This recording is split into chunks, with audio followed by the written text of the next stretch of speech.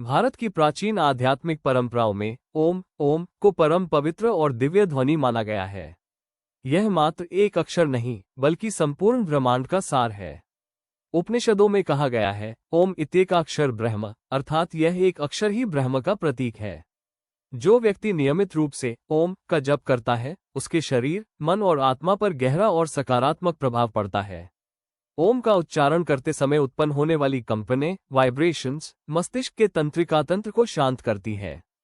इससे मन की चंचलता कम होती है और ध्यान की अवस्था गहरी होती है। विद्यार्थी, साधक और ध्यान करने वाले लोगों के लिए यह अत्यंत उपयोगी है। जब हम धीरे धीरे ओम का जप करते हैं तो श्वास प्रश्वास की गति संतुलित होती है। इससे शरीर में ऑक्सीजन का प्रवाह बढ़ता है और मस्तिष्क को शांति मिलती है। वैज्ञानिक अनुसंधान भी बताते हैं कि ओम जपने से स्ट्रेस हार्मोन्स कम होते हैं और मन में सुकून आता है। ओम के प्रत्येक भाग अ, उ, म के उच्चारण से शरीर के विभिन्न हिस्सों में कंपन होती है। अ से नाभि क्षेत्र, उ से छाती और म से मस्तक में ऊर्जा सक्रिय होती है। यह ऊर्जा शरीर की कोशिकाओं को पुनर्जीवित करती है और स्वास्थ्य बेहतर बनाती है।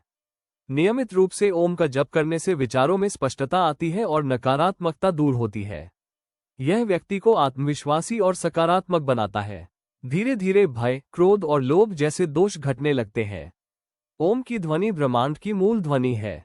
वैज्ञानिक दृष्टि से कहा जाए तो संपूर्ण सृष्टि में निरंतर कंपन हो रहा है और ओम उसी का प्रतीक है।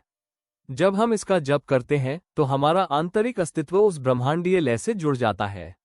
ओम का जप केवल धार्मिक आस्था का प्रतीक नहीं है, बल्कि यह एक वैज्ञानिक, आध्यात्मिक और स्वास्थ्यवर्धक साधना है।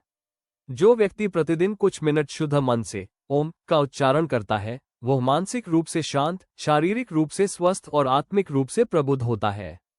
जो व्यक्ति नित्य ओम का ध्यान करता है, वह सभी पापों से मुक्त होकर परम ब्रह्म की प्राप्ति करता है।